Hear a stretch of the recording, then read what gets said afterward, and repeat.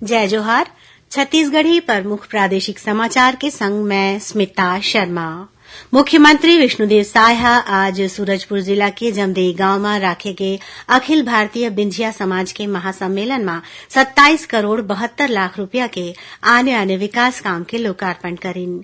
ये दौरान उमन मां कुदरगढ़ी मंदिर में रोपवे बनाए के मंजूरी दिन उन्हें 50 सीटर बालिका छात्रावास निर्माण की घलो घोषणा करीन।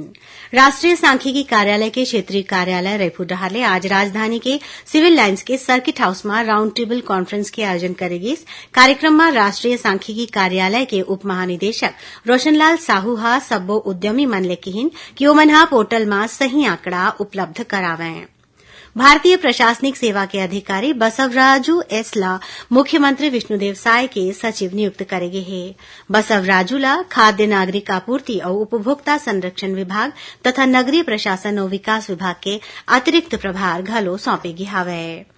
प्रधानमंत्री पोषण शक्ति निर्माण मध्यान्ह भोजन योजना में चालू वित्तीय बछर बर प्रदेश के सब्बो जिला ला 76 करोड़ रुपया ले ज्यादा के राशि तृतीय किश्त सिंगल नोडल एजेंसी के खाता में देगे हावे। राजधानी रायपुर में काली राज्य मंत्रिमंडल की बैठक हुई जेमा कतकोन बड़े फैसला होए के संभावना है। विकसित भारत संकल्प यात्रा के तहत रायपुर जिला के उरकुरा और बिरगांव में शिविर के आयोजन करेगी।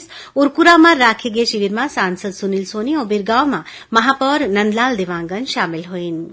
वहीं रायपुर जिला के ग्राम पंचायत सलौनी में राखे गए शिविर में ग्रामीण महिला प्रधानमंत्री विश्वकर्मा योजना, उज्ज्वला योजना, आवास योजना, गरीब कल्याण अन्न योजना समेत आने योजना के जानकारी देगी। रायपुर कलेक्टर डॉक्टर गौरव सिंह आज जिला के ग्राम खोरपा में धान खरीदी केंद्र के निरीक्षण करें। ये दौरान उमन धान के रख रखाव और उठाव के जानकारी लीन। उमन अधिकारी मन ले कहिन कि खरीदी केंद्र में अवैया किसान मन ला कोनो भी प्रकार के समस्या झन होवय। और अवैया 24 घंटा के दौरान कबीरधाम और ओखर ले लगे जिला में एक दो जगह में हल्का वर्षा हो सकत है। मौसम विभाग के परन दिन 11 जनवरी ले प्रदेश के न्यूनतम तापमान में तेजी ले गिरावट होए के संभावना जताए है। तो ये रही अभी तक के प्रमुख प्रादेशिक समाचार। जय जोहार।